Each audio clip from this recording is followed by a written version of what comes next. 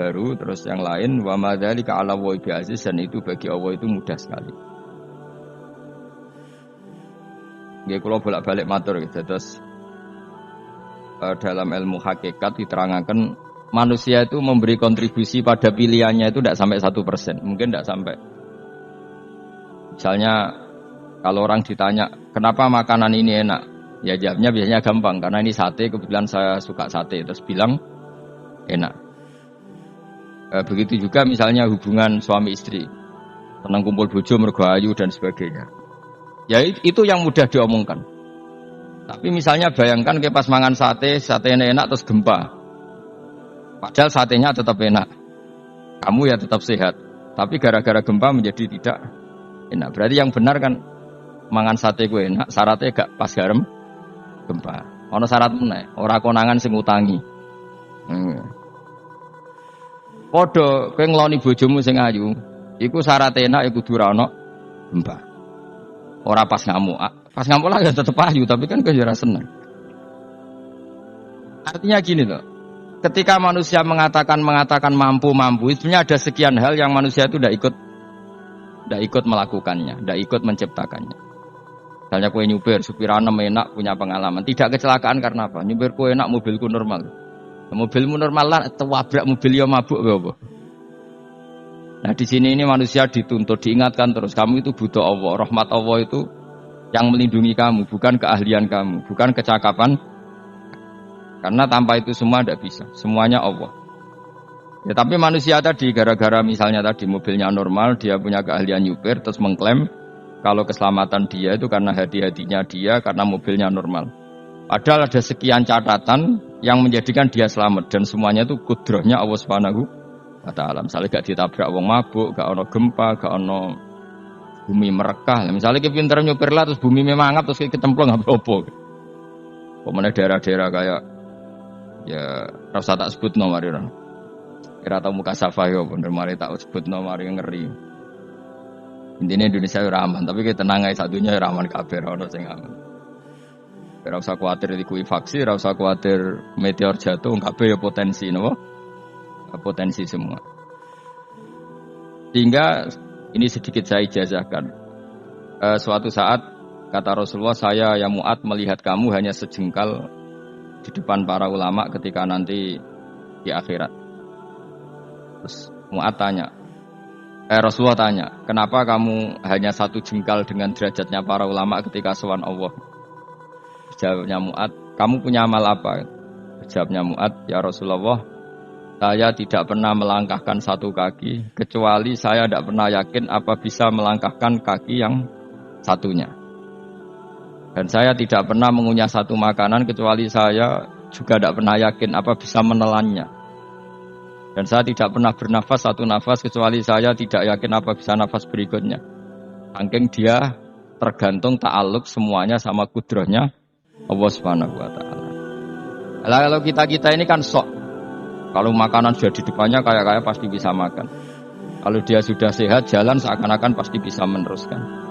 Padahal 0, sekian detik kowe mlaku dihantam mobil ya selesai. Misalnya stroke ya selesai, tidak bisa jalan. Hingga para wali-walinya Allah itu orang yang fi lahdotin min lahadotagi, setiap kedipan dia, setiap perilaku dia itu hanya ta'aluk ambek Allah Subhanahu wa Ta'ala. Itu yang disebut ya ayyuhan nasu antumul fuqara'u ila. Nah kemudian resiko makom ini, ya semua makom tak ada resikonya. Resiko makom ini itu biasanya dia lupa doa. Kenapa lupa doa? Karena doa itu terdefinisikan. Tak wari ilmu hakikat terus rungokno wis ora paham lah tak ulangno. Ya resiko ilmu saya ingatkannya. Ilmu itu kan ada dua. Ada ilmu yang karena didefinisikan. Dan itu akhirnya menjadi masalah. Sebenarnya ilmu itu tidak perlu definisi. Kedua ilmu yang kita rasakan. Misalnya gini, kalau sampean saya tanya, kamu pernah nggak minta jadi punya uang banyak? Nggak tanya, pernah nggak minta? Terus artinya minta itu apa? Terus kita mendefinisikan, menengadahkan tangan, bilang ya Allah, saya minta uang banyak, saya minta ingin beli mobil. Itu namanya apa? Tidak jawab saja. Doa kan? Itu kesalahan kita. Kesalahan kita mendefinisikan doa itu misalnya menengadahkan tangan dan memohon dan menyebutkan permohonannya itu terus disebut doa. Tapi kalau menurut Allah, sistem tubuh kamu yang menghendaki punya mobil, sistem tubuh kamu yang ingin punya uang banyak, reaksi tubuh kamu yang terhinakan karena ditagih orang atau butuh uang, ini menurut Allah ya sudah kamu itu peminta-minta. Saya ulang lagi ya. Sehingga menurut Allah kamu minta tidak minta ya tetap berstatus peminta, pengemis. Nah, orang-orang yang sudah wusul, meskipun itu kondisional ya, tidak selalu. Itu ya dia pikirannya mengadahkan tangan apa enggak ya sama saja tubuhnya merasa minta. Sehingga dia tidak perlu mengekspresikan minta. Nah, terus orang yang fikih bilang seperti itu tuh sombong, wong kok gak tahu donga. Sebetulnya keliru vonis orang fikih. Bagaimana mungkin dikatakan sombong? Dia reaksi tubuhnya, elemen tubuhnya sebetulnya meminta. Dia tidak berkategori meminta karena ilmu kadung didefinisikan kalau minta itu yang seperti ini. Itu kan lama. Nanti kalau suatu saat Indonesia yang kuasa itu terlalu NU atau terlalu yang tidak NU, lama-lama ada definisi. Misalnya yang dikatakan tahlilan itu apa? Ya bid'ah, Nabi tidak pernah tahlilan. Sahabat gak pernah nahlilin Nabi, malah nganyak kanjeng Nabi jadi tahlili. Manane tahlilan jalukno sepuro mayit, kanjeng Nabi jalukno. Sehingga dengan tradisi itu tahlil itu masuk definisi bid'ah. Karena gak pernah dilakukan sahabat dan para tabi'in. Ya salahnya kamu definisikan. Tapi kalau udah kamu definisikan sing diarani tahlil, ya maca la ilaha illallah. Terus mungkinkah satu bacaan la ilaha illallah dilarang? Wong ra oleh maca kalimat tauhid. Jadi misalnya tahlil iku nglafadzno kalimat tauhid. Oke tok ya ora ngara iso dilarang, tapi nak tahlil iku mitung dinane mayit kaya Buddha, sangane kriminal. Enak. Ya sudah seperti itu. Makanya banyak orang salah itu karena ilmu kadung didefinisikan. Nah, definisi itu sebenarnya tidak mengikat dalam banyak hal. Ini penting saya utarakan. Ya karena seperti itu. Makanya itu masalah-masalah besar antara kita dan firqah-firqah yang lain. Masalah ahli sunnah, terus masalah yang lain-lain. Memang ya sudah seperti itu. Ya saya ulang lagi ya. Ketika Nabi Ibrahim mau dibakar Namrud, itu masyhur cerita itu. Dan kemudian jadi namanya Habib Syah. Habib Syah itu sebetulnya hanya ngutip Habib Abdul Haddad. Jadi syair itu sebenarnya ada di Diwanul Haddad. Apa? Diwanul Haddad. Diwanul Haddad itu syair-syair Abdul Haddad ketika beliau usul, beliau mukasyafah.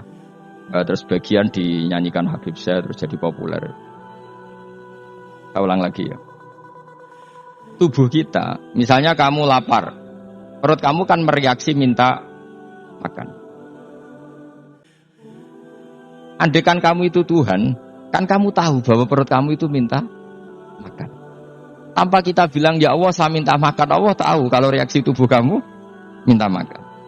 Sehingga orang yang tidak minta pun asal makomnya makom yang ikror, mengakui kalau dia butuh, ya namanya sudah minta. Tapi fikih kadang mendefinisikan sing darane minta itu misalnya madhep kiblat terus menengadahkan tangan dan sebagainya. Ya sudah kita sebagai orang pengikut ya yang ikuti fikih, yang ikuti tasawuf sebetulnya itu definisi yang sepihak.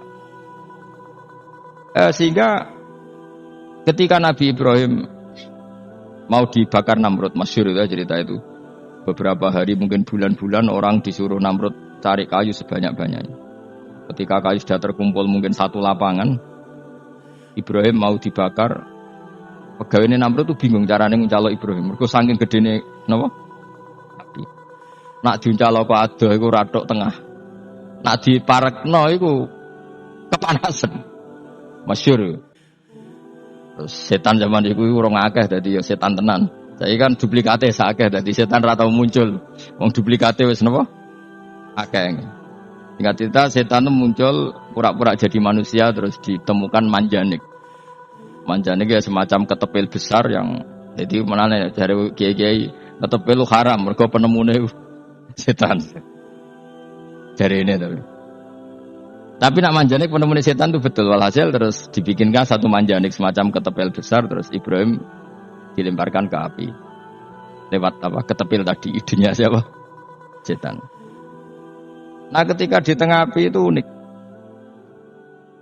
Kata malaikat Jibril datang terus tanya sama Ibrahim, ya Ibrahim, apa kamu butuh saya? Butuh. Alakah haja, apa kamu punya kebutuhan? Ya Ibrahim lah, saya tidak punya kebutuhan. Amma ilaika fala, kalau ke kamu ndak. Karena kamu makhluk, apapun keren kamu Jibril tetap kamu makhluk. Amma ilaika fala. Ndak maksudnya butuh ke Allah nanti saya nyampaikan. Malah dinya Nabi Ibrahim, kalau Allah ndak usah kamu sampaikan ya sudah tahu. Gua ambek Jibril. Oh, aku itu ditekak tenan. Ya saya ulang lagi, apa kamu punya kebutuhan?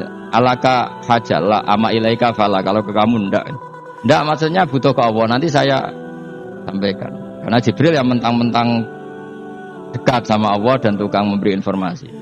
Ini kata Ibrahim, kalau ke Allah sih tidak perlu kamu, dia sudah tahu. Itu terjadi namanya Habib Abdul Haddad Masyhur itu apa? Hasbi min su'ali ilmuhu bihali. Jadi cukup ilmunya Allah itu menjadikan saya tidak perlu minta. Hasbi min su'ali ilmuhu bihali. Jadi ada kondisi tertentu yang para wali itu, saya ulang lagi, kondisi tertentu yang para wali itu ya tidak minta.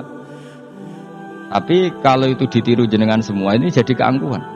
Kenapa? Wes gak ndonga tangani ditenengahkan. No, atine ora eling pangeran, kan akhirnya ra njaluk tenan itu.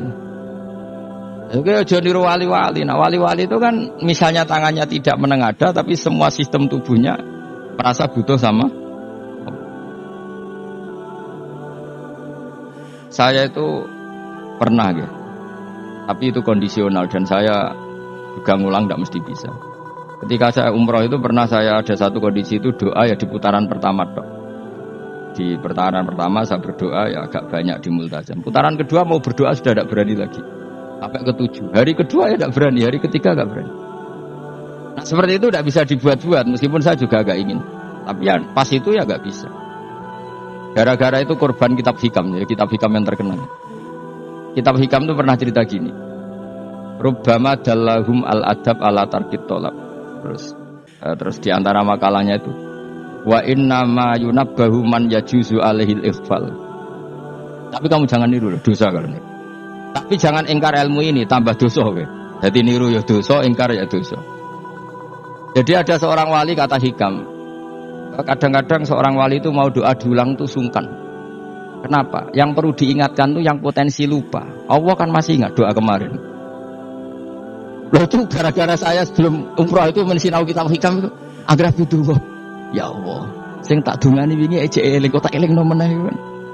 Jadi wa inna ma yunabbahu man yajuzu al-ighfal, yang bisa diingatkan hanya orang yang potensi lupa. Sementara Allah tidak akan lupa. Tapi kan akhirnya dungane eling. Ya Allah kayak kemarin. Hari ketiga ya Allah kayak. Makanya menurut saya ilmunya orang hakikat itu juga ada sisi kriminalnya karena ya tadi. Tapi kamu ingkar ya keliru. Memang Allah gak mungkin lupa, ngapain kamu ingatkan? Makanya menurut saya Allah itu mandat terbaik, bener-bener Rahman Rahim. Mestinya nak Allah terbaik, ku donga bedino malah ngamuk. Lah aku lali tapi mbok eling no. Tapi Allah itu ya maklumi ya, dengan kekeliruan. Kita ini kan selalu keliru, donga terus ya keliru sebetulnya. Karena seakan-akan kan mengingatkan seseorang yang mungkin lupa. Wong Allah tidak pernah lupa kok, kamu ingetin terus. Atau kamu menggurui Allah, yaitu ya Allah nang sebadani kalau di duake, padahal enggak mesti maslahat bagi kamu. Duake ora mesti maslahat bagi kamu. Maka ada sekian contoh yang wali itu dibuli pangeran. Saya sering cerita, banyak cerita wali itu dibuli pangeran. Digarap pangeran. Ini gara-gara salah dewi. Saya pernah cerita dan itu ada di hikam, betul di kitab hikam. Itu ada. Ada wali itu tukang hamal. Hamal itu manol di pasar, itu tukang angkut. Jadi kalau ada orang bawa barang berat diangkut dia, terus misalnya kalau dulu mungkin ya ke kereta atau ke nggak cerita terus diupai. Lah dapat apa dia pasti pulang karena dia hanya butuh makan satu piring, karena dia tirakat makan satu piring untuk ibadah 24 jam. Tinggal cerita dia ngeluh, ya Allah, kamu tahu, engkau tahu saya ini pecinta engkau, saya ini hanya butuh makan satu piring untuk kuat sholat. Tapi kenapa harus jadi juru manol? Berilah saya rezeki yang tanpa kerja. Selang sekian hari dia dituduh maling. Terus di penjara, terus dapat rezeki tanpa kerja. Dia terjawab kenapa jadinya gini? Kan kamu minta rezeki tanpa kerja. Ya itu penjara itu rezeki tanpa kerja kan. Jadi Allah memperlakukan para walinya itu memang unik. Ya kadang dibully. Sehingga dalam cerita-cerita kenabian, kata Qadiyat itu, gak ada orang yang sering dibully Allah kayak nabinya. Karena nabi itu orang yang dicintai Allah. Jika salah sedikit saja itu, cara pangeran itu, cara kampus itu digarap, pokoknya dipelonco, pokoknya salah sedikit. Misalnya begini, Nabi Yakub itu kan nabi. Dia mungkin nyon sewu gak tersadar nyembelih anak sapi itu di depan indukannya. Ya beliau mungkin spontan saja, Pak. Kalau kamu yang melakukan pasti tidak ada hukumannya karena Allah tidak pasti peduli sama kamu, sudah lah. Artinya gak peduli, salah pantas saya mau jelasin gitu. Tapi ini nabi. Ketika itu terus indukannya sapi tadi, ya Allah, Yakub itu kekasihmu. Saya tidak berani sama dia karena dia kekasihmu. Tapi saya tetap menuntut keadilan. Dia harus merasakan susahnya dipisah dengan anak. Meskipun dia tidak nuntut rasanya roh anak sebelah itu tidak ada se-ekstrim itu. Sapinya itu hanya nuntut, ya Allah, dia harus merasakan sakitnya terpisah dengan anak. Akhirnya Allah menciptakan Yakub mengalami terpisah dengan Nabi siapa? Yusuf. Itu kalau kata Qadiyat, itu kalau yang melakukan tidak Nabi pasti gak dibully Allah, dibiarin. Karena tapi ini yang melakukan Nabi. Sini Nabi Yusuf lagi. Mana rasa daftar wali berat? Nabi Yusuf itu di penjara itu karena terdolimi apa karena memang dia salah? Terdolimi. Dan Yusuf itu Nabi. Nabi Yusuf itu Nabi betul memang benar-benar Nabi. Meskipun ganteng dia Nabi. Syaratnya Nabi ganteng dan kira mlebu. Nabi itu harus ganteng, enggak boleh. Nabi elek ora oleh. Karena Allah isin di kekasih kok keriting elek. Awak iki dadi selera dadi. Kabeh Nabi mesti yang paling ganteng di kaumnya, yang paling nasab. Enggak boleh Nabi kok pesek, keriting, ndak itu enggak boleh. Tapi kalau sudah jadi orang soleh oleh. Tapi kalau Nabi enggak boleh, enggak boleh. Nabi Yusuf ganteng, masyhur kan cerita Nabi Yusuf dengan siapa? Zulaikha.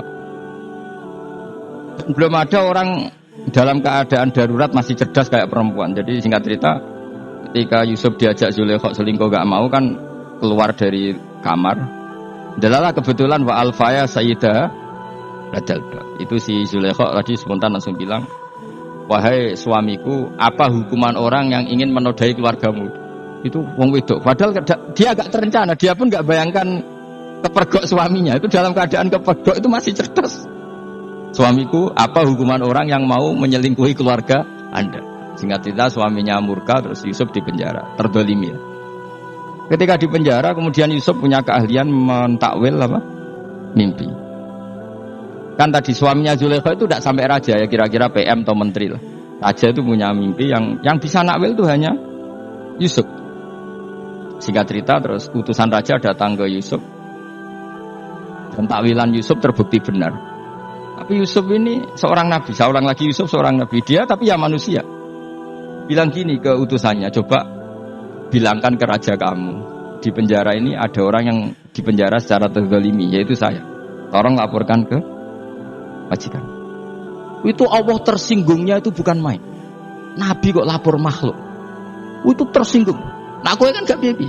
Kowe ngajakno proposal ya ora piye-piye. Wis pokoke Allah mek kowe ora piye-piye wis. Wong sumben swargane ya ora langsung wae ngono pokoke kira-kira kan sudah tidak perlu ditegur. Makanya fa'ansahu syaitanu dzikra rabbi falabitha fis sijni bid'asin. Maka Allah mentakdirkan utusan raja tadi itu lupa melaporkan peristiwa Yusuf ke raja tadi. Sehingga raja gak pernah dengar kalau ada orang di penjara karena Allah tersinggung. Wong kowe ku nabi kok lapore ambek penguasa. Ngono tok iku wis Allah tersinggung. Karena dia nabi, gak boleh nabi lapor makhluk. Jadi Allah itu dengan nabi itu sangat-sangat sensitif. Sangat-sangat sensitif. Ya begitu. Terus cerita yang terkenal, meskipun ini enggak ada di Quran, Nabi Musa. Nabi Musa itu pernah sakit gigi. Karena dia mentang-mentang kalimullah, orang yang sering komunikasi dengan Allah minta ya Allah, tolong tunjukkan obat gigi saya itu apa. Dan ini sama Allah dikasih tahu, kamu ngunyah suket ini gitu, rumput ini kamu kunyah nanti pasti sembuh. Karena resepnya dari Allah ya pasti mujarab, kan nggak ke dokter. Singkat cerita dikunyah terus sembuh. Suatu saat dia sakit gigi lagi, nggak konsultasi lagi karena masih punya resep tadi kopian apa resep. Dia datang nyari suket yang sama dikunyah tambah sakit. Tanya sama Allah, ya Allah ini kan resepnya yang sama, kenapa tambah sakit? Kata Allah, kamu itu kekasihku. Roh nak sing ngobati ku aku ra suket sembrono. Semenjak itu Nabi Musa ora pernah tanya resep lagi sudah. Andai kan itu kamu, pasti Allah juga gak tersinggung. Makanya kata qadiyat, kenapa para nabi sering ditegur itu bukan karena Allah murka, nabi itu beda. Jadi kesalahan kecil atau apa-apa yang menurut kita ada salah itu untuk nabi salah. Makanya di ahli sunnah ada kaidah apa?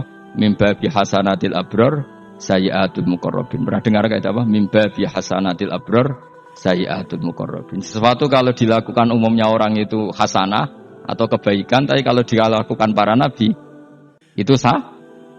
Karena apa ya? Saking dekatnya dengan Allah. Ulang lagi apa? Mimba bi hasanatil abror sayyiatul muqarrabin. Jadi nabi itu beda. Nah, para nabi itu orang-orang yang ngalami fikir yang doa resmi kayak siapa tadi? Definisi fikih ya sering. Kayak definisi orang tasawuf yang sering. Sehingga ketika Nabi berdoa ya memang secara disiplin ilmu yang namanya berdoa ya minta Allah dengan mengadakan tangan. Ketika enggak berdoa karena Nabi sadar Allah tidak perlu diingatkan lagi, pasti masih ingat gitu. Jadi dua-duanya benar terus. Makanya Nabi itu lam yazal fit taraqi, Nabi itu selalu naik derajatnya. Karena pas minta ya benar, pas tidak minta ya. Kalau kamu turun terus. Pas minta itu karena tomak kamu, hadzun nafsi kamu, serakah kamu, tapi enggak tahu diri pantas taura dengan permintaan. Kayak gue misalnya jongo jadi wali, iso Allah tersinggung. Bicara atau tirakat atau jaluk jadi wali. Tapi gak dongo ya Allah tersinggung. Kere ra tau dongo. Jadi orang kalau ndak wali itu sudah keliru terus. Ya muga-muga di sepuro, tapi tak kira iku akeh salah. Ya jajal ke dongo wali kok Sabtu Qadir Jilani. Kira-kira Allah tersinggung ngopo nyembadani? Kira-kira tersinggung. Tak misalnya kira tahu dongo kepengen kau Imam Syafi'i, apa yang tersinggung? Bocah ora di idola. Lah terus piye Gus? Ora piye kadung salah biasa wae wis. Wis bakat salah no. Bakat salah.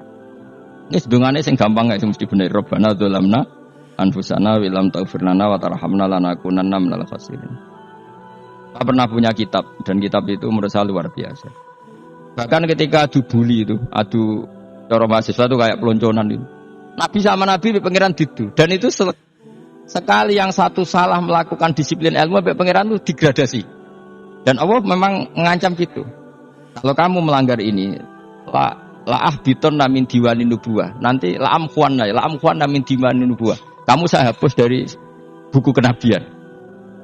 Tes-tesannya ya lucu, misalnya begini, kata Nabi Musa kan ditanya ketika dia khutbah, ditanya orang, siapa orang paling alim ya Nabi Allah? Sekarang orang paling alim itu siapa? Nabi Musa jawab, saya kan. Itu Allah tersinggung karena wong kok mletene ngono. Tapi andai kan Nabi Musa kok jawab Fauzi itu salah, tambah salah meneh. Atau jawab Ruhin, malah salah meneh. Tapi jawab Musa ya salah. Saya Gusti, saya kan. Orang paling alim siapa? Saya. Allah memperingatkan Musa, ada seseorang yang lebih alim ketimbang kamu. Coba kamu harus ketemu dia. Ketemu singkat cerita, ketemu Nabi siapa? Khidir. Terus dalam 3 sesi ini, 3 babak ini buli-bulian. Nabi Khidir itu dalam 3 babak ini selalu kelihatan salah. Di antaranya adalah terus sekarang ya mungkin digoncengkan sepeda motor atau perahu kalau dulu yang menggratisi dia numpangi sepeda motor malah spionnya dicopot gitu. Spionnya dicopot, dirusak. Nabi Musa kan sudah digratisin malah ngerusak yang motornya yang apa? Menggratisin. Nabi Khidir masih tenang. Kamu tidak paham gitu. Jadi Nabi Khidir mesti tidak kamu tidak paham. Itu kata syurrahul hadis termasuk Ibnu Hajar Al-Asqalani bilang gini. Setelah itu kedua membunuh anak kecil. Musa tambah marah. Anak yang belum punya dosa kok kamu sampai 3 kali ada 3 peristiwa. Itu kata Syurahul Hadis. Andai kan Musa kok diam tidak protes, maka dia akan disalahkan Allah. Karena dia berarti membiarkan kemungkaran di depan matanya tanpa reaksi. Jadi sebetulnya ketika Musa berontak itu Nabi Khidir, Nabi tenan gitu maksudnya. Jadi itu kan unik. Tapi berontak itu disalahno. Jadi angel sandi tes-tesan dadi nabi ku ya angel. Misalnya kok Nabi Musa itu kayak model santri Jawa Timur. Nabi Khidir salah nggih nderek mawon. Ya ora nabi jero barang mungkar menengae. Berarti yo nabi goblok ngono kira-kira gitu. Makanya memang Musa harus konsisten seperti itu, harus demo terus gitu. Kayak saya misalnya sebagai kiai fikih, kiai ya harus seperti ini cara mulang saya. Enggak boleh saya misalnya terus anut mulang terus tawadhu semeneng itu ora karu-karuan. Jadi andekan Musa kok tidak protes itu malah salah. Ya memang harus. Dan itu Nabi Khidir dia nabi tenan. Makanya Nabi Khidir akhirnya respect. Tidak ada hati sebaik Abu Musa. Risi itu gak nyaman ketika melihat kemung. Jadi itu sebenarnya poin. Tapi lucunya Nabi Khidir ya nyalan. Tak kandani rasa takok komen takok. Tapi yang disalah no. Ya aku jare Nabi Musa. Ya jajal gawe peristiwa meneh aku tak sabar rata kok bareng. Tak jajal neh. Bareng dijajal ya protes meneh. Kadang protes meneh, tinggal 1 kali kesempatan. Kowe takok meneh wis ora dadi muridku. Dikasih kesempatan lagi ya protes meneh dek numpas. Tapi itu justru itu menjadi kelebihannya Nabi Musa karena syarat seorang nabi adalah al-musara'ah ila ingkaril munkar kata Ibnu Hajar Al-Asqalani. Syarat seorang nabi adalah secepat mengingkari sesuatu yang mungkar. Enggak boleh. Ya toh kan misalnya kita jadi murid terus gurumu itu gandeng artis atau gandeng penyanyi dangdut. Nggih nderek mawon. Jare gurumu murid kok giyo. Tapi kau yang loroi guru tersinggung, rara hikmah itu. Kan bingung no, de guru ini gak bingung no. Tadi kayak de guru jadab, dorong jadi muru mo, gurumu gandeng penyanyi dangdut. Reaksimu biasa saya takut. Ayo loh, nak elak kan gak iri. Biasanya nak elak itu iri, sekarangmu pak. Sing ayu, sing potensi iri. Kira-kira reaksi kamu itu milih derek mawon, nopo berontak. Golek oh, nak gurumu wong alim, mesti nak pasti meneng. Muridku goblok tenan, gak sensitif. Roh barang mungkar dilakukan di depannya kok tidak reaksi, tidak protes. Tenan muridku.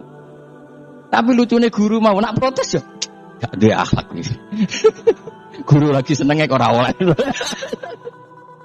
Nah Nabi itu kan bully-bulian. Jadi Nabi Khidir dengan Nabi Musa itu tebak-tebak. Karena 2 orang ini sama-sama kekasih Allah.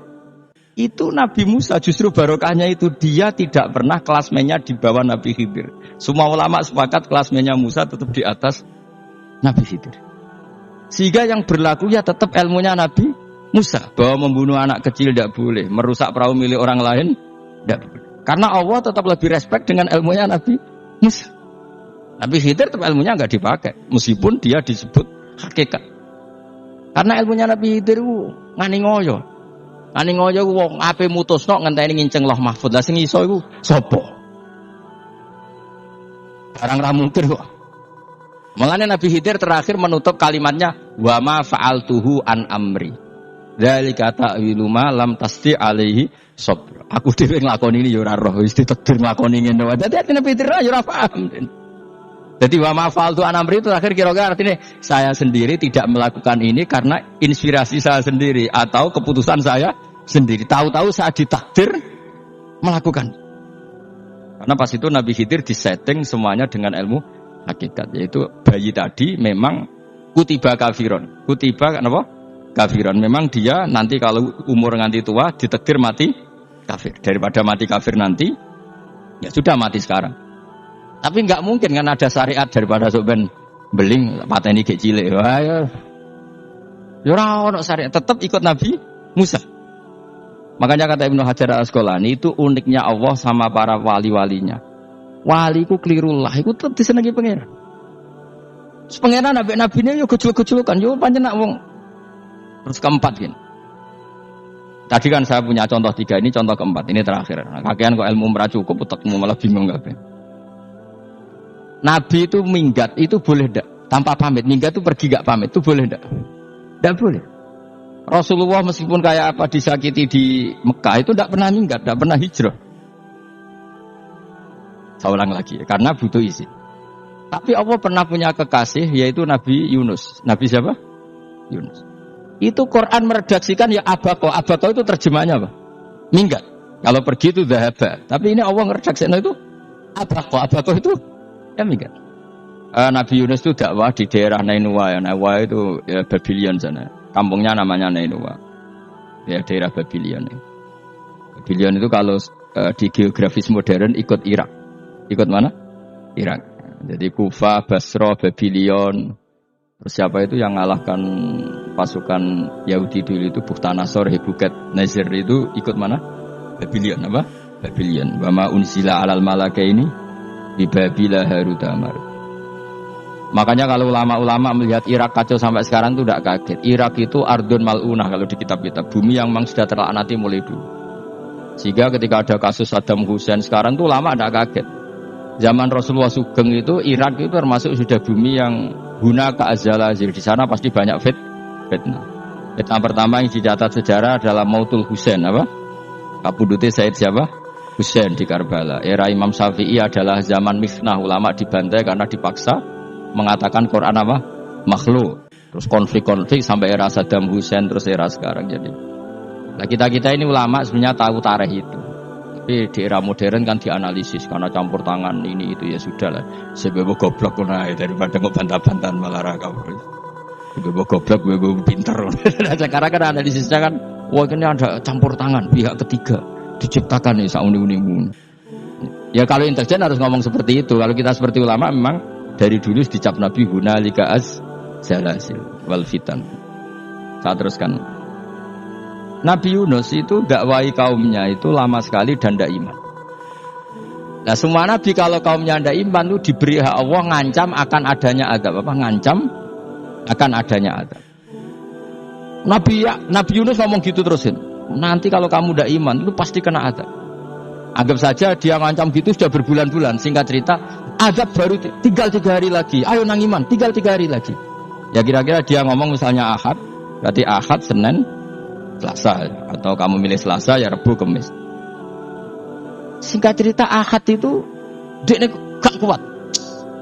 Wah semane kurang 3 dino kaumku tetap ora iman. Mantel asal minggat ya. Minggat ya jenenge wong minggat kan gak punya tujuan, so asal pergi jauh saja. Ada perahu, sekenanya dia naik saja. Namanya minggat. Kalau bawa bekal terencana, bawa visa paspor kan plesir namanya. Jenenge minggat itu ya gak, ya sekenanya. Gak persiapan. Singkat cerita sampai ikut perahu nelayan tadi terus zaman itu ya ada mitos kalau ada gelombang yang nggak wajar pasti ada orang minggat. Terus ditanya siapa yang minggat, Nabi Yunus kan orangnya jujur saya katanya. Ya sudah yang minggat harus dicemplung gitu. Ya, terus ada yang agak baik ya jangan gitulah. Ini kan kita semua butuh selamat. Judi dulu. Judi satu lagi ketemu Yunus. Coba mungkin salah udahnya judi lagi ketemu sampai 3 kali ya ketemu Yunus. Makanya fasahama fakana minal mutkhadin, diuji dia kalah kemudian tenggelam. Fal taqamahul khutu wa huwa mulim. Terus dia diuntal ditelan oleh ikan nun. Nah, di situ ikan nun digambarkan saking besarnya itu. Nah, ini uniknya Allah sama kekasihnya. Sudah Allah menyalahkan tapi unik. Ikan ini kan itu sama Allah dikasih instruksi. Kamu enggak boleh makan dia, dia kekasih saya. Terus ketika di tengah di perut apa? Ikan, dia kegelapan. Terus Nabi Yunus cita-citanya satu, ya Allah kalau saya sumpah kiri saya tidak bisa baca tasbih. Akhirnya sama Allah disulap perut ikan itu jadi masjid. Jadi dia di dalam perut ikan ya santai saja tetap wiridan, santai. Fana ada fi dzulumati alla ilaha illa anta subhanak inni kuntu minadz dzalimin. Ya dia santai aja wiridan karena perut ikan bagi dia adalah masjid. Ya dia disalahkan Allah karena abako tadi minggat, hijrah tanpa pamit. Tapi juga dibela-belain Allah, ikan tadi tidak boleh nelan. Ini perlakuan Allah sama orang yang dicintai. Tapi karena dia Nabi uniknya apa? Dino Ahad itu kaumnya udah nginceng ngomel Nabi Yunus. Rame-rame nginceng. Lucunya cara nginceng gini. Nak Yunus neng omah berarti bodoh nih. Wong omah ana adab kok dene tengok-tengok. Bareng diinceng Nabi Yunus tuh gak ada. Tenan ono azab, mulane wonge rawani ning omah. Itu unike pangeran. Jadi mau dekne ra minggat ya salah. Mau dekne ora minggat berarti kaume jare apa ono azab ono gempa bumi likuifaksi kok dekne ning omah. Lah nek ono tenan ra melayu, nyatane gak melayu. Jadi mbak Allah didesain minggat. Tapi nek minggat disalahno Nabi yo ora pamit. Makanya masyhur saya itu punya kitab karangannya Habib Alim Alamah, mbah-mbahnya Habib Anis, Habib Ali bin Husain yang ngarang apa? Ali bin Muhammad bin Husain karang yang Simtud Duror itu.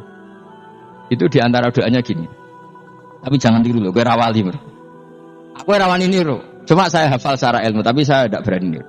Waj'al sayyiati man ahbabta. Ya Allah, jadikan kesalahan saya itu kesalahan orang yang kau cintai. Terus pokoknya salah lah jadi pengiran kadung seneng, salah lah ya sampai wae seneng. Waj'al sayyiati man. Terus koyo kowe lah dimanja wong tuamu anak paling disayang. Salah wae lucu. Kok cah cilik. Kowe seneng cah cilik. Salah wae lucu. Mecano gelas ya lucu, tiba ya lucu. Tibane cah tuwek-tuwek. Bro cah jelalatan mulane tiba.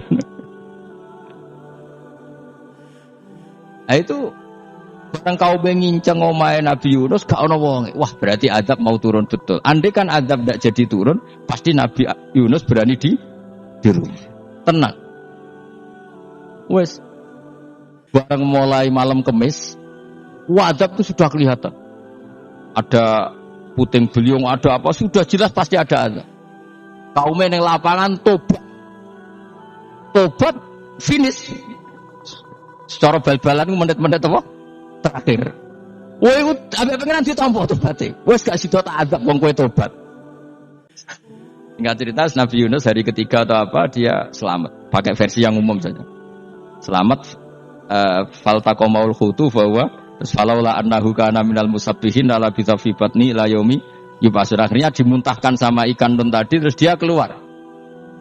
Barang keluar tanya-tanya kabar gimana kabar kampung Nenuah baik-baik saja.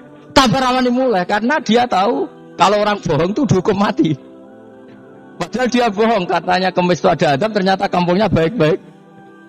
Padahal baik-baiknya karena mereka tobat. Jadi masyarakatnya nyari dia karena mau iman. Si nabinya agak berani pulang karena nanti dihukum mati. Itu. Aku pangeran ambek kekasih itu yo pangeran yo bully itu. Oh itu gue beda-bedaan. Wong kekasih pangeran mbek ngono. Aku ora rati pito langsung diadab.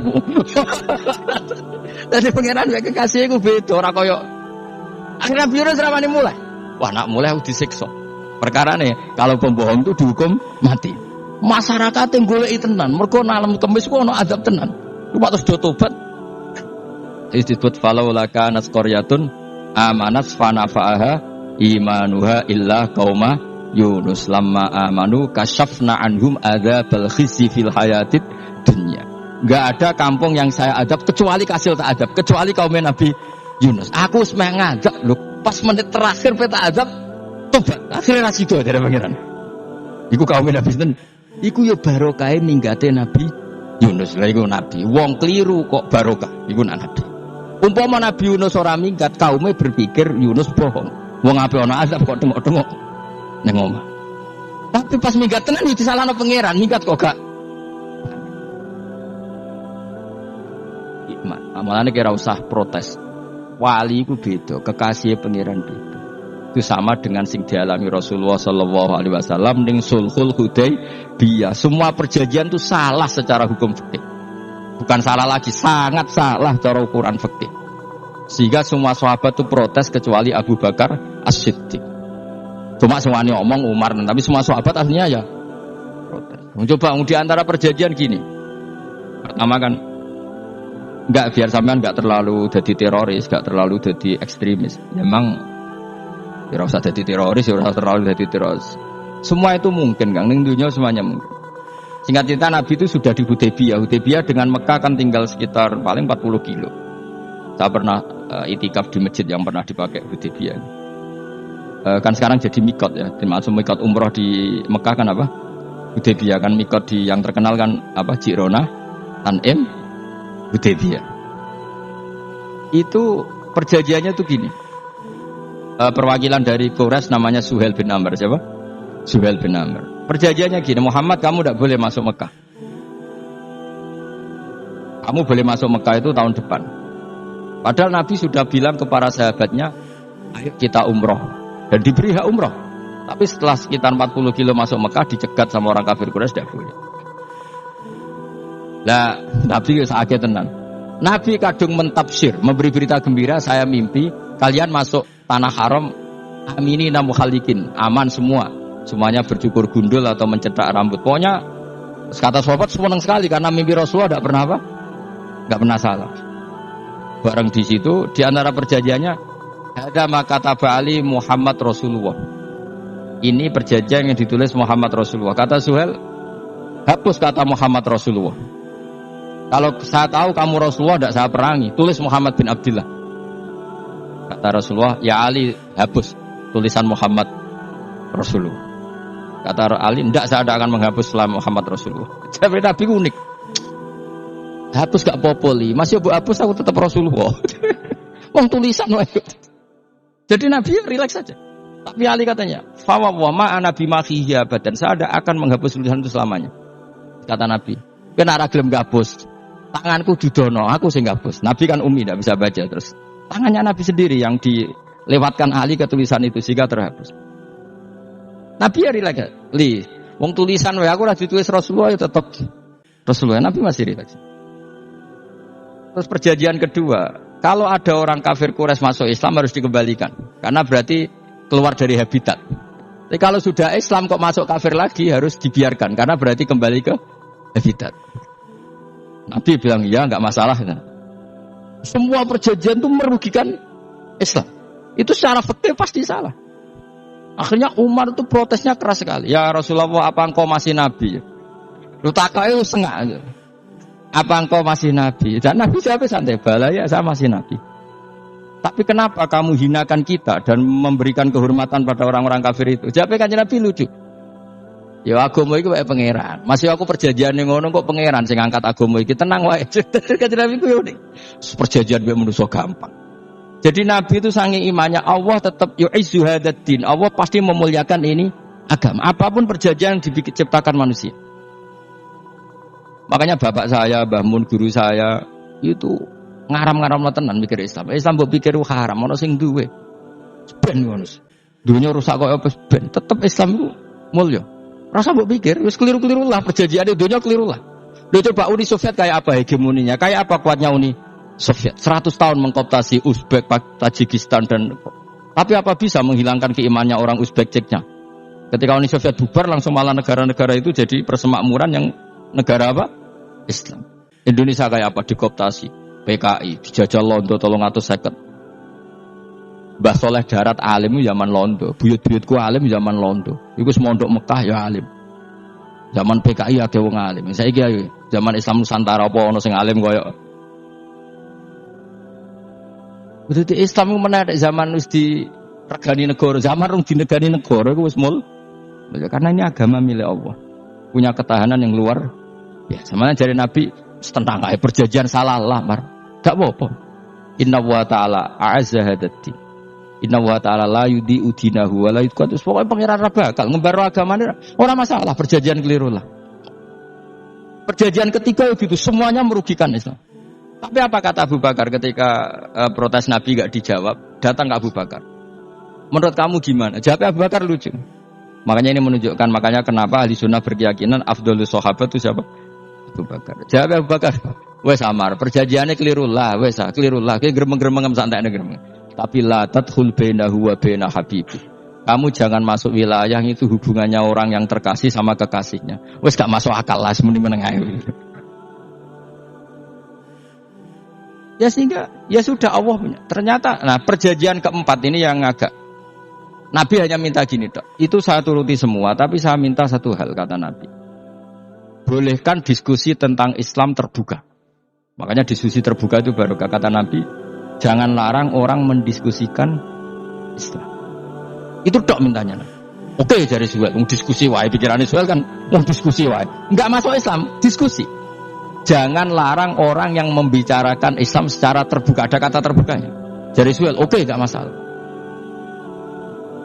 Itu dok yang Itu pun nggak jelas menguntungkan Islam apa? Enggak.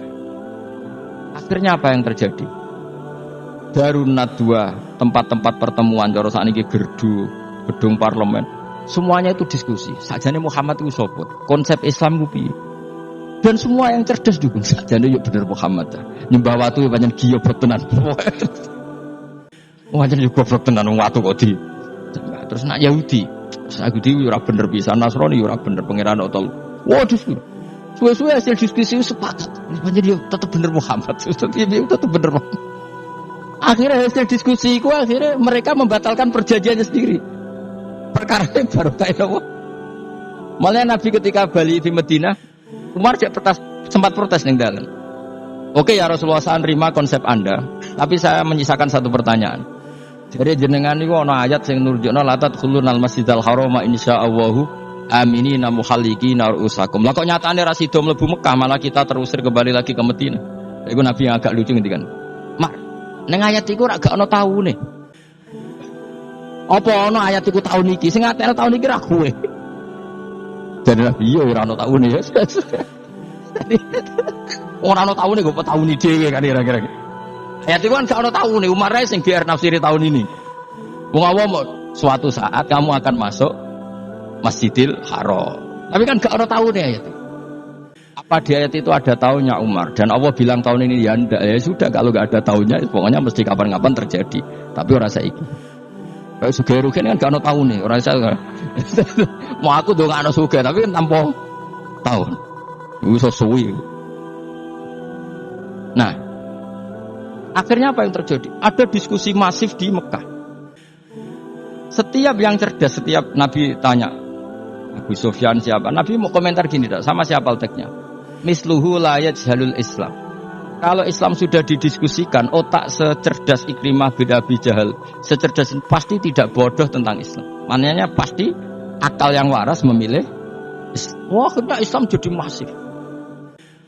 Ya sudah, karena Islam sudah masif, tokoh-tokohnya cenderung Islam. Akhirnya perjanjian itu dibatalkan sendiri. Akhirnya wara'aitan nasa yadkhuluna fi dinillahi afwaja. Akhirnya mereka berbondong-bondong masuk Islam. Itu artinya apa? Nabi ku gawe perjanjian cara fikih keliru wae, cara fikih cara zahire keliru wae, tetap barokah karena punya hubungan khusus dengan Allah Subhanahu wa taala. Makanya la tadkhul bainahu wa baina habibi.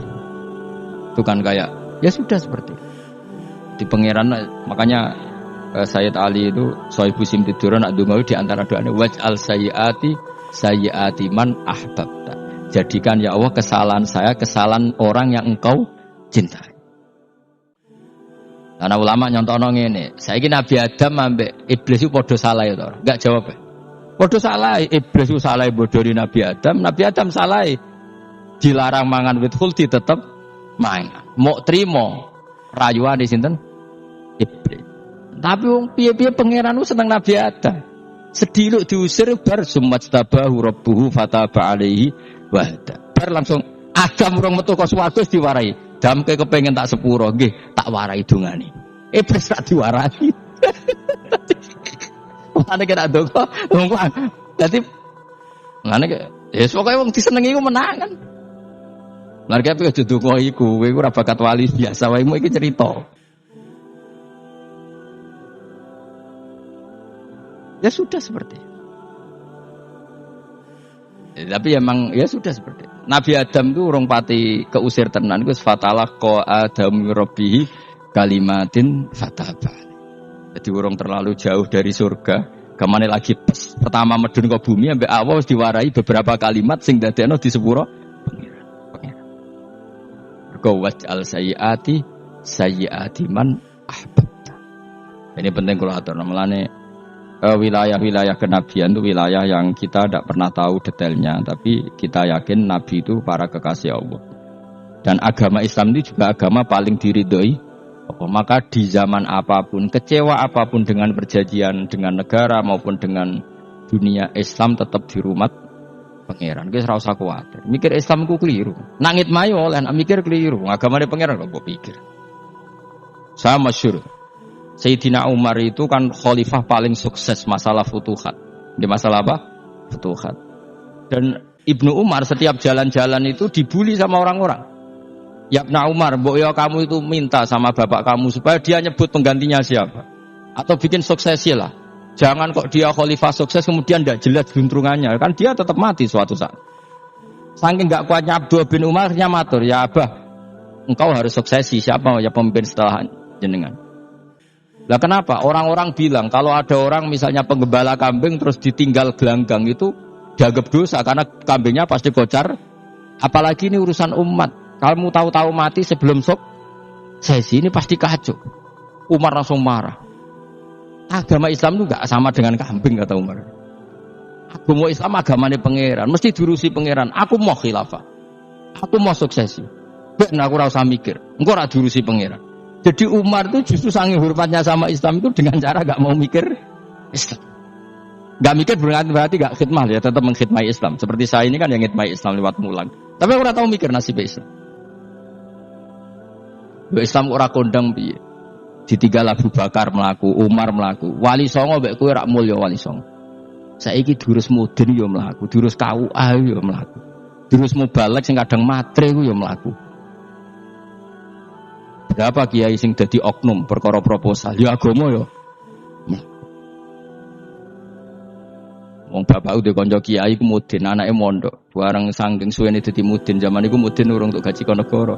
Anake njuk dhuwit mending spontan. Cung ora ono mati kok njuk dhuwit. Mergo nek ora ono mati ra entuk rezeki. Cung ora ono mati kok njuk dhuwit. Ngono iku agama ya ra piye-piye coba. Mergo agama iki diurusi Allah. Ayo nabi palsu ping pira wae, mulai Musailamah sampai Musaddaq sampai Lia Eden. Kurang lagi. Mulai wali palsu, koyo Rama dosa apa Rama sapa iku. Kowe ono kabeh ora masalah. Uni Soviet kayak apa mengkooptasi ceknya Uzbek. Akhirnya ya kalah Uni Soviet. Saiki ceknya Uzbek dadi negara napa? Islam. Kayak apa Donald Trump, Islamfobia, tapi sekarang orang Amerika malah berbondong-bondong masuk napa? Islam kayak mbok pikir malah Islam mbok konsepi malah rusak. Mergo terus di metodologi. Harusnya penyebaran Islam tuh begini. Harusnya mbahmu kira pangeran kok muni harusnya. Wong Islam kadang mlaku ya lewat mudin, lewat. Saya itu punya santri ini kisah nyata. Itu lahirnya di Bali. Itu bisa baca Fathul Mu'in. Akhirnya di Bali. Bahkan dia ketika SD itu tukang mimpin lagu Hindu. Bali apa Hindu apa Buddha? Hindu. Karena dia ketua kelas, tapi Islam. Cuma-cuma. Jadi kayak gitu.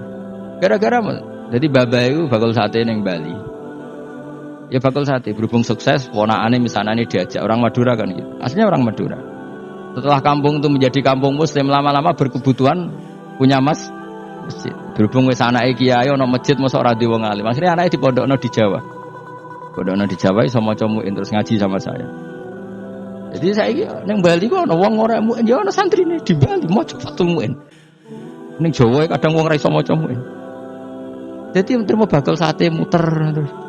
Kira betul. Islam di Indonesia gara-gara pedagang Gujarat. Meskipun sejarah itu diperdebatkan ya gara-gara dagang. Karena mereka Muslim ya akhirnya menyebarkan apa? Islam. Jadi semudah itu Allah.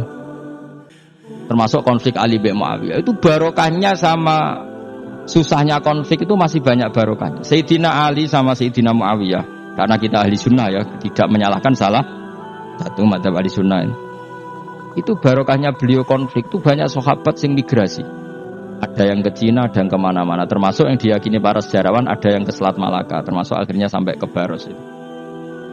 Barokahnya orang nggak nyaman di Yaman itu di Syria sama di Irak. Akhirnya Islam menyebar. Oh sudah. Andai kan nggak ada konflik itu, mungkin penyebarannya juga lambat.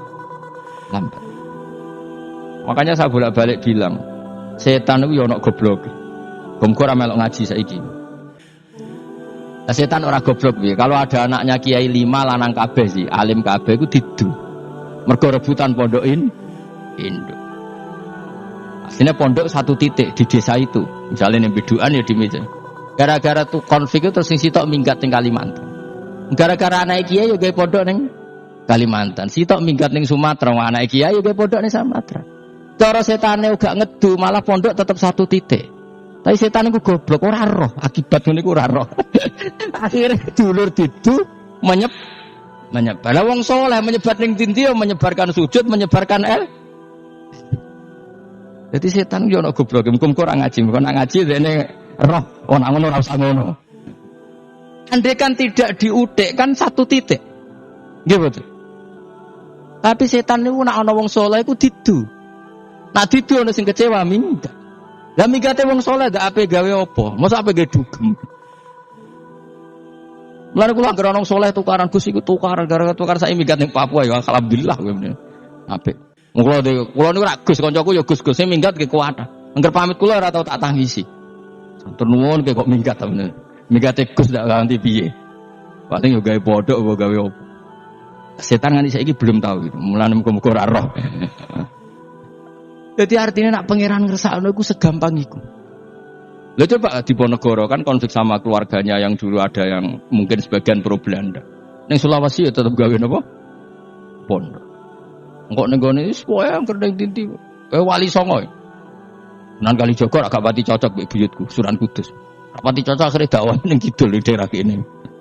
So akhire ono ya mono dakwah ro khatam terus dadi Islam macam-macam.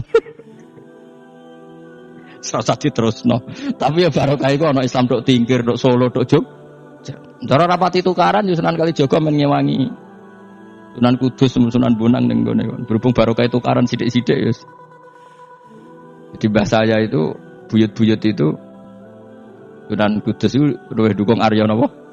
Penangsang. Sing Kalijaga dukung wong kene so. Sutawijaya. Mbok lho pokoke ora usah diterus-terusno. Pokoke saiki wong Jogja diulang Kudus, buyut-buyut kula niku tiyang Kudus. Wis ora usah dijero-jerono. Yen jelas barokah. Mau ora tukaran ya utak-utek ning Pantura. Barokah tukaran ya tok. Ya itu. Tapi ora usah terus nang ngono tukaran barokah ora usah muni ngono. Pokoke apa yang angeran sing ngersakno kabeh barokah. Tapi ora usah diciptakan. Ana suami istri pegatan terus. Ya kadang ya barokah sing wedok untuk bojo luwih bener. Akhirnya alhamdulillah saiki bojoku apik. Padahal sing lanang tau GR, nak pegat iso apa? Ora piye-piye malah apik. Iku pangeran. Makanya mikir Islam yo mikir. Sekarang kan ndak orang terlalu semangat Islam terus dia konsep Islam harus menguasai negara, akhirnya memaksakan jadi pemimpin. Jadi Islam harus kultural. Akhirnya kejawen Islami. Muat Islam kudu kaya, jebule kedonyan ndeknane ora. Islam kudu fakir, bebas hisab, kefikiran akhirnya buruh Cina. Justru kakean konsep bisa mari kewajib. Lah ya ana sing wah Islam kudu sugih, nek sugih ben kuat. Jebule bareng sugih kedo. Ana sing milih fakir ae ben tambah hisab, kefikiran nek Islam buruh Cina. Islam harus merebut negara supaya ada konsep khilafah. Pas ngrebute wis ngafir-ngafir wong akeh. Pas prosesnya wis dadekno perkara. Islam harus kultural, juga main-main gong wae malah sindenan terus. Ra sida dakwah, mergo kakean apa? Kultural ora usah dikonsep, wis ben mlaku. Pangeran dhewe sing ngatur Islam. Kayak apa agama ini pernah ditinggal orang-orang terbaik. Mulai para sahabat tabiin sampai wali songo, nyatanya tetap berjalan. Iku nunjukno agama ini diurusi Allah Subhanahu wa taala. Napa khidmah wae. Kayak saya yang mengkhidmati Islam. Khidmah itu berbakti memberi pelayanan pada Islam. Tapi ra usah ngrasa mimpin apa Islam, apalagi membuat konsep untuk Islam. Justru konsep kita ini nanti yang merusak. Karena tadi ngendikan ulama-ulama wa inna minal ilmi la jahlan. Kadang ilmu itu tetap melahirkan kebodohan. Kenapa? Ketika ulama ditanya, innal ilmi tuhyanan ka tuhyanil mal. Karena ilmu itu punya keangkuhan, kelajutan kayak lajutnya harta. Misalnya gini, saya seorang faqih. Ditanya sesuatu yang tidak mendesak pun saya jawab hanya karena mempertahankan kredibilitas saya sebagai seorang faqih. Padahal jawaban saya itu malah bahaya bagi Islam. Misalnya gini contoh gampang. Ada orang misalnya Ruhin baru tobat, dia sholatnya salah, rukuknya salah. Terus saya ditanya sama Fauzi, Gus sholatnya Ruhin sah apa enggak? Wong dia enggak memenuhi syarat dan rukun. Tentu saya sesuai disiplin fikih saya bilang enggak sah. Karena harus sujudnya ngongkrong atau dia sholatnya Fatihahnya ada. Padahal andaikan saya ada jawab lebih baik. Kenapa? Bisa saja menurut Allah sholatnya dia agak sah secara fikih tapi diterima Allah. Karena dari tidak sholat menjadi sholat. Itu kan ibarat begini. Orang makan tela yang agak-agak beracun, tapi tidak racun yang mematikan. Itu baik apa enggak? Ya tidak baik jawabannya. Tapi kalau bandingannya daripada tidak makan sama sekali, tentu baik makan. Nah, kesalahan itu yang makanya kata Imam Ghazali, kesalahan itu yang dialami para fuqaha mu'asirun sekarang. Setiap pertanyaan itu dijawab. Dan ironisnya karena sesuai disiplin. Ya tidak bisa. Makanya saya pernah punya teman divonis dokter 2 bulan lagi mati. Terus teman itu gak doyan mangan. Tapi sarannya dia hidup kalau ada obat dari Jerman katanya. Kalau ada obat dari Jerman dia hidup. Kalau enggak ya mati kan. Tak tilii mati kapan? Kan niku jare kabare 2 bulan meneh. Sesuk wis suban 2 bulan ngono. Lho Gus 2 bulane cepet kok malah sesuk. Kowe iku iman mulai cilik. Memangnya mati iku enggak 2 bulan kasih iso wae sesuk iso wae kok. Wong pangeran sing di otoritasnya wae ra jajeni 2 bulan 3 bulan kok dokter jajeni ke percaya. Men aneh-aneh wae. Sik tak takoni Israil lah ngono. Iya Gus, ora mesti bener kok tak imani. Lah iya kowe cek goblok kowe iku mondok 2 wulan iku ora mesti sesuk ya mungkin. Nah padha-padha mungkin sesuk ya mungkin kok ya mungkin. Padha-padha mungkin kok milih sing 2 wulan, milih sesuk ae. Milih sesuk saiki tak istighfar be aku, tak ngaji dadi keren mati sesuk. Yo Gus, jebule bodoh nih, itu bodoh biasa. Wis iki urip.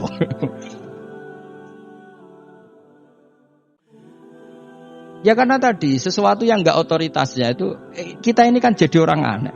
Agama mulai dulu mengajarkan kita beribadahlah kepada Allah seakan-akan kamu mati besok.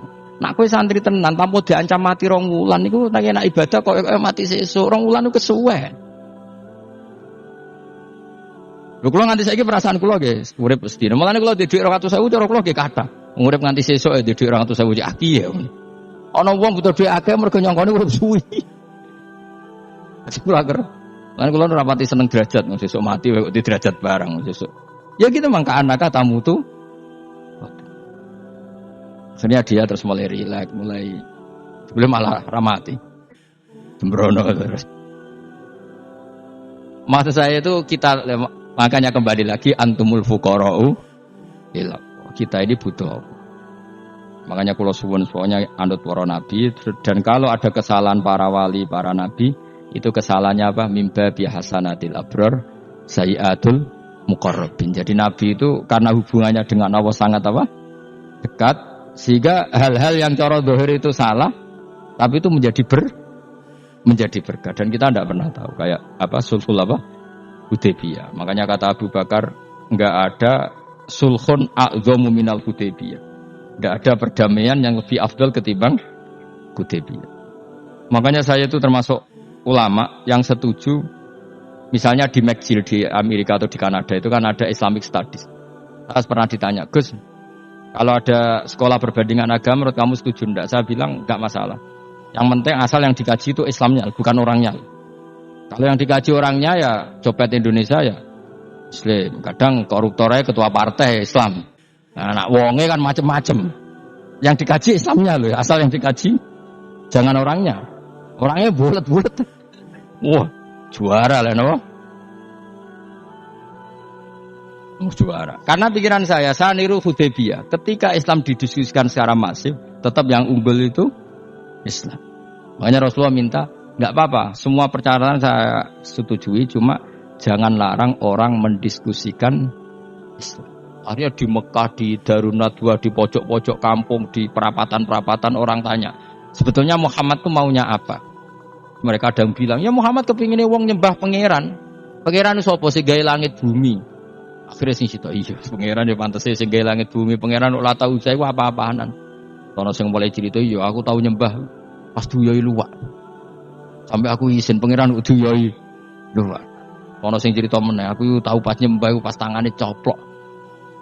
Waduh cerita kenaifan-kenaifane pangerane. Ya gara-gara boleh dulu enggak boleh dilarang oleh negara. Negara itu pintere Nabi. Mau aku jaluk orang boleh mendiskusikan. Karena kalau didiskusikan pasti ja'al haqqu wa zahaqal mun kula terusno. Inna wa yusmi'u may yasha wa ma anta bimusma'in man fil kubur. Fa alam tarono ta ora ngerti sira eta alam tegese ora ngerti sira anna wa ing satuna wa ta'ala iku anzala nurono sapa Allah minas sama'i sanging langit. Awa nurono ma'an ing banyu. Akhrajna mongko ngetokno sapa ingsun. Fi tetep ing dalam dawa akhrana iltifatun ta iltifat. Iltifatu pindah anil ghaibati sanging dhamir ghaib. Mestine kan fa akhraja, tapi dadi napa? Fa akhrajna. Harusnya kan Allah menurunkan hujan dari langit kemudian Allah mengeluarkan beberapa buah. Tapi diganti apa? Fa akhrajna. Kemudian kita Allah maksudnya. Kami Allah menurunkan bihi sebab anane mak samarat ing pira-pira buah. Mukhtalifan ingkang werna-werna apa alwanuha pira-pira wernane samar. Maksudnya Allah ingin menunjukkan kekuasaan. Sekarang orang sama-sama dari sperma. Ada yang kafir, ada yang mukmin, ada sing kriting, ono sing bangir, ono sing elek. Anggap aja kayak buah. Buah itu dari tanah yang sama, dari air yang sama. Kemudian melahirkan buah yang beda. Memangnya misalnya buah sing kecut ya ning bumi Indonesia. Pinggirnya ditanduri pelem manis yo ning bumi Indonesia. Mestinya kan kalau buminya sama kan nak kecut kabeh, nak manis. Tapi ternyata enggak. Allah bikin buah yang macam-macam rasanya, macam-macam warnanya dari tanah yang satu, dari air yang itu. Kenapa gitu? Ya saking kudranya Allah, saking kekuasaan Allah. Mukhtalifan khali warna-warna apa alwanuha bira-bira warnane samarat ka akhdara kaya dene ijo. Wa ahmarolan abang wa asfarolan asfar. Asfar itu agak kekuningan. Wa irial lan yane kabeh. Wa minal jibali lan iku setengah sange pira-pira gunung judadun uta pira-pira dalan. Delala Allah masih ada gunung sing tak tahu diambah manusa lah ya. Delala ada desain alam yang paling layak ada ya selalu ada yang layak dilewati jam ujudah tori kontek sedalan apa jam ujidah tori kontek sedalan fil jabali ing dalam gunung wa ghairihi lan liyane napa jabat bidon kang putih-putih iki kados gunung-gunung teng Indonesia.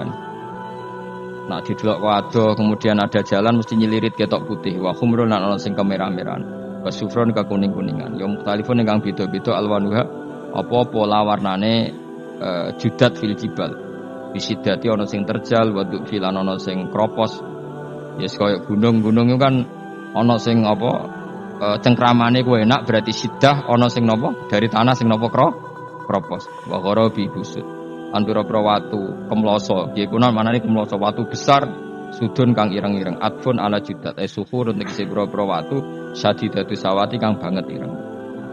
Artinya gini, intinya misalnya bumi itu dari apa kita tidak pernah tahu, kalaupun tahu kita tidak bisa mengendalikan. Nyatanya bumi warnanya macam-macam, buah-buahan ya macam-macam.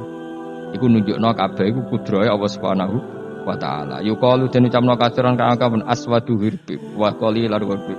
Dadi niki napa? Masalah wa minan mukhtalif nisbatun wa anwa.